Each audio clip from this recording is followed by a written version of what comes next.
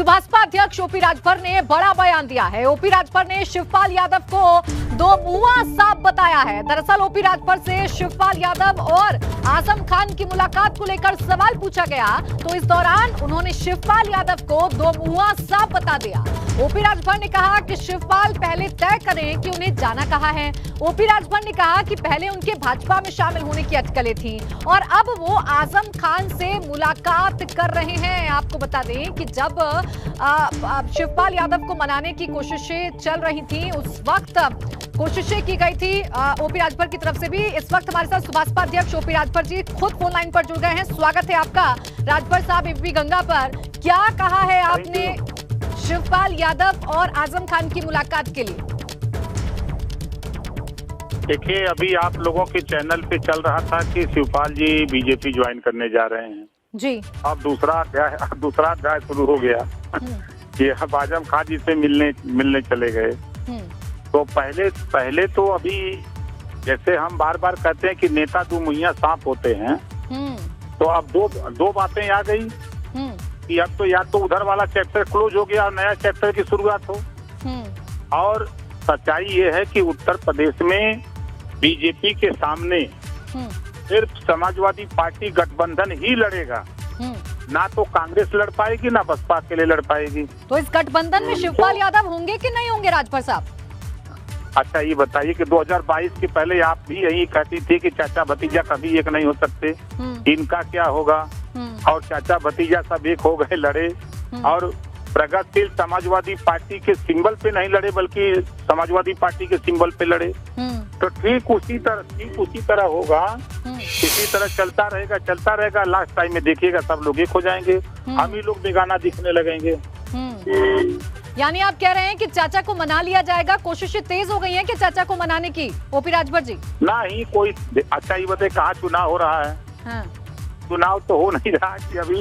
यानी नेता आप कह रहे हैं कि चुनाव के वक्त ही चाचा की याद आएगी?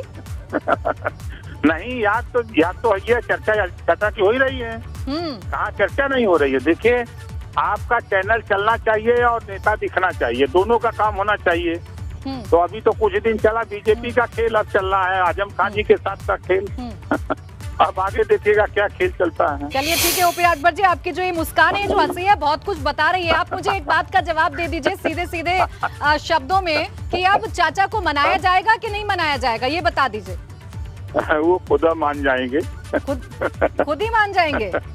क्या वजह क्या है? आपको क्या क्यों मान जाएंगे वो? क्योंकि वो तो आजम खान से भी मुलाकात कर रहे हैं और बीजेपी से भी नजदीकी की खबरें सामने आ रही थी उनकी, और खुलकर नाराजगी भी जाहिर कर रहे थे अखिलेश यादव से। वो 9 तारीख को तो बीजेपी में जाने का था, तो वहाँ गए नहीं और आजम खान जी से मिलने चले गए। तो शिष्टाचार मुलाकात है और आजम खान जी बीजेपी में जाएंगे ही नहीं। अब दोनों बातें दो दिशा की हो गई ना।